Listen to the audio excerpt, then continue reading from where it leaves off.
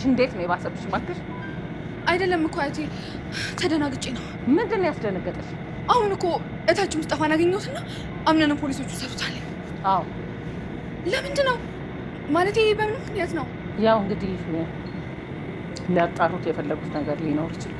ታዲያ እኔ ለምን እዛ ሂጂ ማገዝ ያለብኝ ነገር ቀድሜ አላግዝም? ለምንድን ነው ቀድሜሽ ያልነገርሽኝ? ያው እንግዲህ እውቀት ይፈልጋል፣ ለዛ ነው። ታዲያ እኔ እሱ ማድረግ አልችልም? አትችይ። የምታግዘው ልጅ ልኬለታለሁ። እሱ ደስ ያሰኘኛል። ቤሌ ቆይ ግን ለምን አንጠፋ? ማንም ወደ ሌለበት እኔና አንቺ ብቻ። አይ አንተ እዚህ ብዙ የጀመርካቸው ስራዎች አሉ፣ ቤተሰቦች ከማሉ። በእርግጥ አዎ፣ ግን አንቺ እኔ ባልኩሽ ነገር ከተስማማሽ እኔ ሁሉንም ነገር እተዋዋለሁ። በእኔ እንግባ። ሴት ልጅ ናት። እናም እኛ ቤት የመጣችው ለሚስትነት ምርጫ ሳይሆን የእኛን ህይወት ቁጥንቅጡን ለማውጣት ነው። እኔ ለሁሉም መልካም ሰው፣ የእነሱ ምላሽ ግን ይሄ በጣም ያሳዝናል። በዚህ ልክ እንደዚህ ታደርጋለች ተብሎ አይጠበቅም። ልክ ሰውን ችግር ውስጥ የሚከት ሌላ ማንም ሰው ሊኖር አይችልም። በእሷ ከሆነ እመነኝ። አቶ አምናን ቤት ውስጥ ያሉ ሰዎችን ሁሉ አስመሳዮችን መንጠሬ ማውጣት አለብኝ። እዚህ ጋር ግን እዚህ ቤት ውስጥ እያስመሳላችሁ ከኔ እጅ ላይ እየበላችሁ የምትጎዱኝ ሰዎች ካላችሁ ቀድማችሁ እኔ ማንነታችሁን ሳልደርስባችሁ እራሳችሁን በታጋልጡ ይሻላል የሚል ውሳኔ አቅርቦላቸው ነበረ። አስመሳዩ አክስትየዋ ሜርሲ ግን አዎ እውነትን ነው የወንድሜ ልጅ፣ እዚህ ቤት ውስጥ አስመሳዮች ብዙ ካላችሁ በፍጥነት የወንድሜ ልጅ እውነቱን ሳያውቁና ሳይደርስበት ራሶችን ብታጋልጡ ጥሩ ነው እያለች ማስመሰሏን ቀጥላለች ማለት ነው። የአምናን ሀያትም እንግዲህ አዎ እኔ እያንዳንዱ ነገር ደርስበታለሁ፣ ልጄንማ ከዚህ በላይ ጨካኝና ሰው አጥፊ እንዲሆን አልፈቅድም፣ ስለዚህ ሁሉንም ነገር በራሴ መንገድ ሄጄ ደርስበታለሁ እያለ ትገኛለች። የአምናን ሀያት እንግዲህ ብዙ ጊዜ ፉከራ ነው እንጂ ምንም ነገር እስካሁን ያየንበት ነገር የለም። ሰላም ጤና ይስጥልኝ ውድና የተከበራችሁ የቻናሌ ቤተሰቦች ሁላችሁም ሰላም ብያለሁ። በያላችሁበት ሰላማችሁ ይብዛልኝ። ለቻናሉ አዲስ የሆናችሁ ሰብስክራይብ እያደረጋችሁ ነባሮች ደግሞ ላይክ እያደረጋችሁ ለምታበረታቱኝ ከልብ አመሰግናለሁ። አሁንም አብረውነታችሁ አይለይ። ድራማ እንግዲህ ደስ የሚልና አስተማሪ ድራማ በሰው ህይወቶች ውስጥ በአንድ ሰው ቤት ውስጥ ምን ያህል ሰው ከውጭ ላይ ተሰባስቦ ሲመጣ ምን ያህል አስመሳይ ሰው እንዳለ የምናይበት ነው ማለት ነውና እንግዲህ አቶ አምናን ዛሬ ከካታሊና ጋራ ተገናኝቶ ነበረ። እሷም እንግዲህ እሱን ድርጅት እየዘረፈችው እሱ ወሳኝ ፐርሰናል የሆኑ ፋይሎችን እየወሰደችበት ሰው ነች ማለት ነው። እሷም በድፍረት ነው እንግዲህ ሰት ብላ አቶ አምናን ጋራ መታለች ማለት ነው። እሱም እባክሽን ፋይሎችን መልሽልኝ ሲላትም ከወንድ ልጅ ልመና አያምርም፣ ከፈለክናና ለምን አንገጥምም ነበር ያለችው። እሱ ግን እኔ በዱላ ሳይሆን በጠባይ ነው ያልኩሽኝ ነበር ያላት። ስለዚህ አሁን ጊዜው ገና ነው፣ አሁን ገና አልተግባባንም፣ የናንተ ጊዜው ገና ነው፣ አትቾክል፣ ገና ብዙ የምንወራረደው ነገር አለ ነበር ያለችው። ና በዛን ሰዓት ነበር ቃል እንግዲህ እሱ እግሩን በሽጉጥ መጣው ነበረ። ሸንከል ሸንከል እያለ ሲመጣ ቀጣይ እንደምንገናኝ ተስፋ አደርጋለሁ በማለት የተነሳቸው። እሱም ካታሊና የት ነው የምትሄጂው ነበር ያላት። ና እሷም አዎ መምጣት ባለብኝ ሰዓት መጣለሁ፣ መሄድ ባለብኝ ሰዓት ደግሞ ሄዳለሁ። ስለዚህ እኔ እናንተ ለመግባባት ደግሞ በግድ ቁጭ በይ፣ በፈለግ ጊዜ ነይ የምትለኝ አይደለም። መምጣት ባለብኝ ሰዓት መጣለሁ፣ መሄድ ባለብኝ ሰዓት ሄዳለሁ።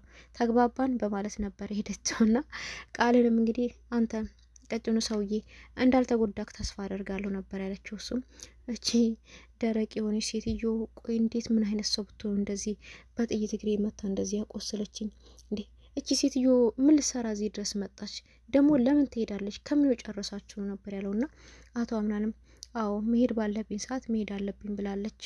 ነገሮቹን ለሌላ ጊዜ ይዘናቸዋል ነበር ያለው። ነገር ግን አቶ አምናንን እሱ ነው የሰው ህይወት ያጠፋው እሱ ነው። ስለዚህ እሱ በደንቡ ሊመረመር ይገባል። ያ ሰውዬ ከዛን ቀን ጀምሮ ነው የጠፋው በማለት ፖሊሶች ወደ እሱ ልካለች ማለት ነውና አቶ አምናንም እንግዲህ በተጠርጣሪነት በህግ ቁጥጥር ስር ውሏል ማለት ነውና እሱም እንግዲህ ምንም እንደማያውቅ በተደጋጋሚም ደግሞ እሱ ወደ ስልኩ እንደደወለበት ቢጠየቅም እንግዲህ አዎ በእኔ ድርጅት ውስጥ ስለሚሰራ ለተለያዩ ስራ ፈልጌዋለሁ፣ ደውዬለታለሁ፣ ግን ደግሞ ስልኩን አላነሳልኝም። ስለዚህ ምንም ስለሱ ማውቀው ነገር የለም ብሎ ነው እንግዲህ መልስ የመለሰውና ካታሊና ግን ስለዚህ ያን የትልቁን ዛፍ ቅርንጫፍ የቆረጥከው አንተ ነህ ነበር ያለችው። የቱን አልገባኝም ነበር ያላት። እንዳልገባ ካቱን ገብቶሃል ባክህን። የተከልከውን ዛፍ ራስህ አንተ ነህ የቀጠፍከው ዛፍ አለ የሆነ ወፈር ያለ ተለቅ ያለ፣ ስለዚህ ታውቀዋለህ ነበር ያለችው። ወፈር ያለ ተለቅ ያለ እንግዲህ ያው ሰውዬ መሆኑ ነው። መቼም አይታ አይደለም እሱ ያለታ እንደተከታተለው ታውቃለች።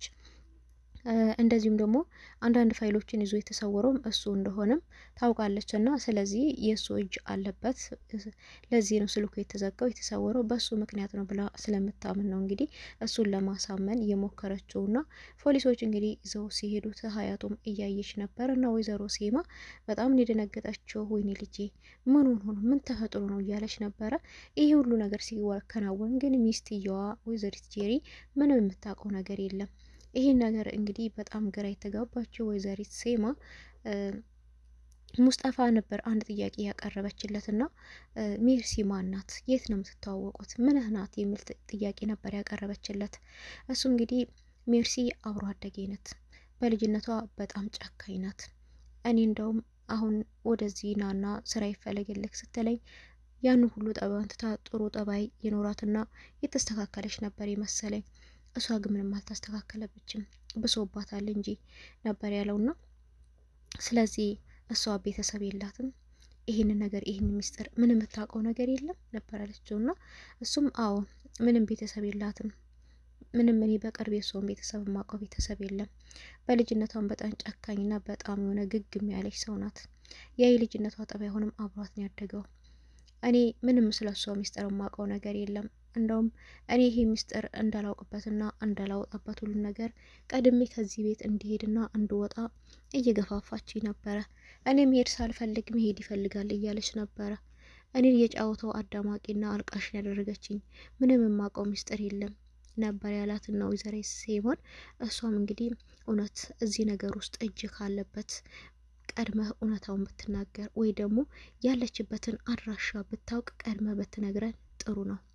ስለዚህ ደግሞ ሌላ ነገር እንዳይፈጠር እጅህ ካለበት ግን እመነኝ ነበር ያለችው። መርገህን እኔ ነኝ የማውቀው በማለት ነበር እሱን የሚያስፈራራቸው። እሱ ግን እመኑኝ እኔ ምንም የማውቀው ነገር የለም ባለ ብሎ እንግዲህ ግግም ብሏል ማለት ነው። ሜርሲሻም ማስመሰሏን ቀጥላለች ማለት ነው። አቶ አምናን እንግዲህ የተፈጠሩትን ነገሮች ለእናት ዛህራም እየነገራት ነበርና ይህን ሁሉ ነገር ስታደርግ የነበረችው ቤቴን ስታምስ ስትበጠብጥ እየከረመችው ሲፈን ናት። ሲፈን ደግሞ የደፍኔ ልጅ ናት በማለት ነበረ እንግዲህ የነገራትና የደፍኔ ልጅ ስል በጣም የደነገጠችው። እንዴ የደፍኔ ልጅ እንዴት እዚህ ቤት ልትገባ ቻለች?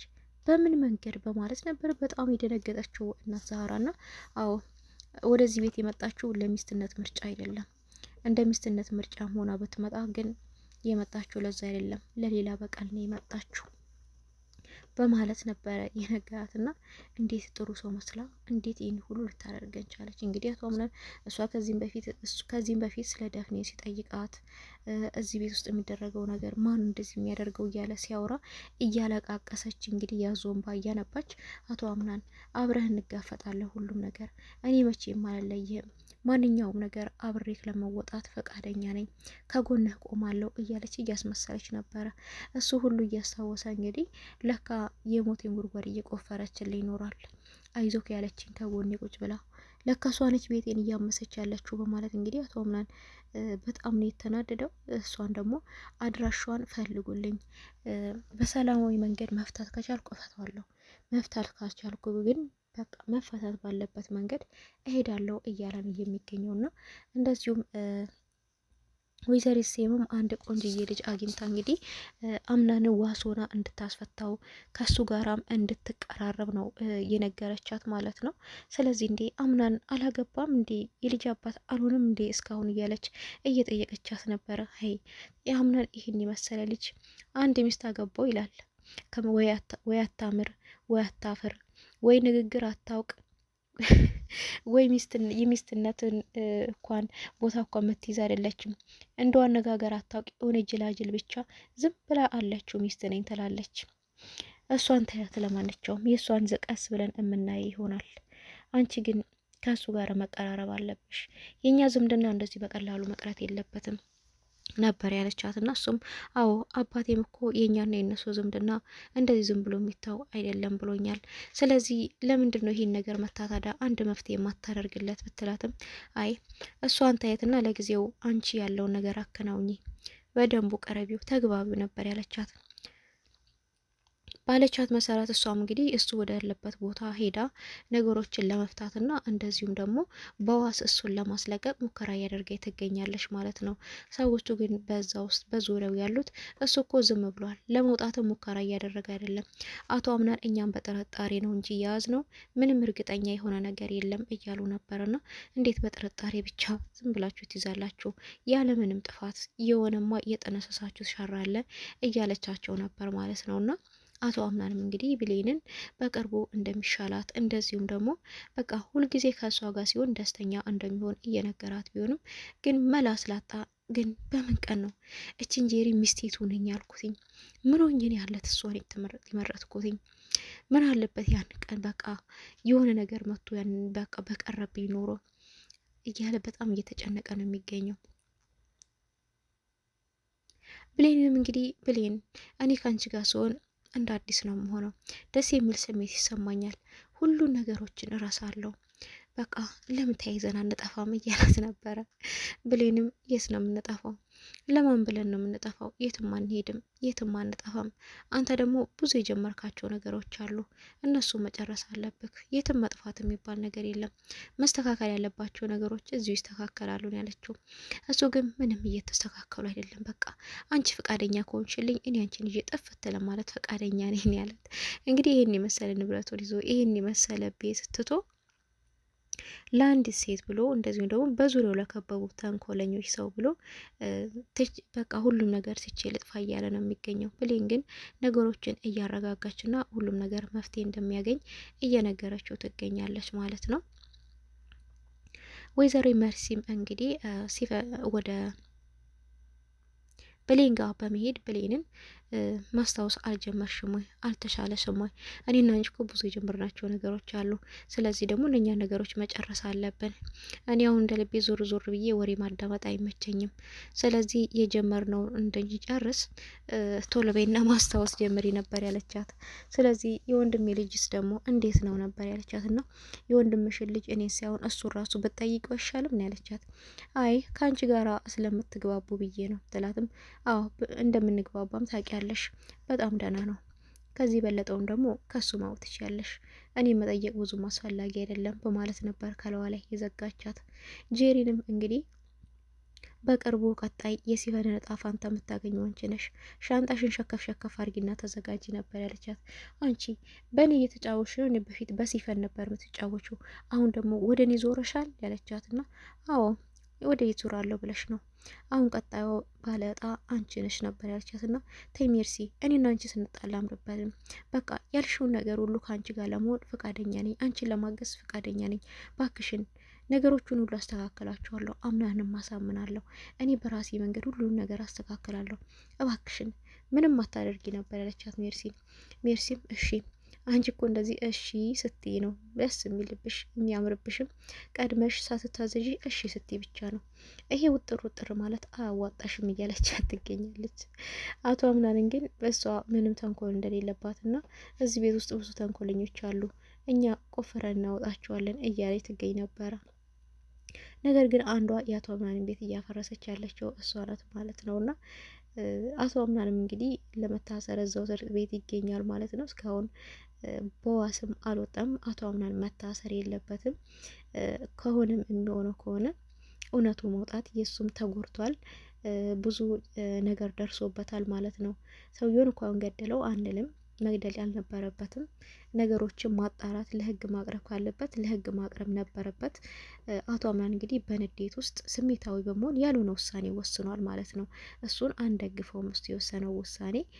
ነገር ግን አቶ አምናን ምንም መሆን የለበትም እያልን ድምጣችን መሰማት አለበት። ድራማ እንግዲህ ደስ የሚልና አስተማሪ ድራማ፣ ብዙ ቁም ነገር የምታገኙበት በቃ በተንኮል የተሞላ ቢሆንም አንዳንድ ቦታዎች ግን እውነታው ትክክለኛው አንዳንድ ሰዎች የሚያደርጉት ነገር ነው እዛ ጋር የሚታየውና ቀጣይ ድራማ እንግዲህ ምን ይሆናል የሚለውን እጅላችሁ እመመጣ ይሆናል። እስከዛው ድረስ ለቤቱ አዲስ የሆናችሁ ሰብስክራይብ እያደረጋችሁ፣ ነባሮች ደግሞ ላይክ እያደረጋችሁ ሀሳብ አስተያየታችሁን ደግሞ ኮመንት ሴክሽን ላይ እያስቀመጣችሁ ለምታበረታቱኝ ከልብ አመሰግናለሁ። አሁንም አብሮነታችሁ አይለኝ። በቀጣይ ቪዲዮ እስከምንገናኝ ድረስ ቻው ሰንብቱልኝ።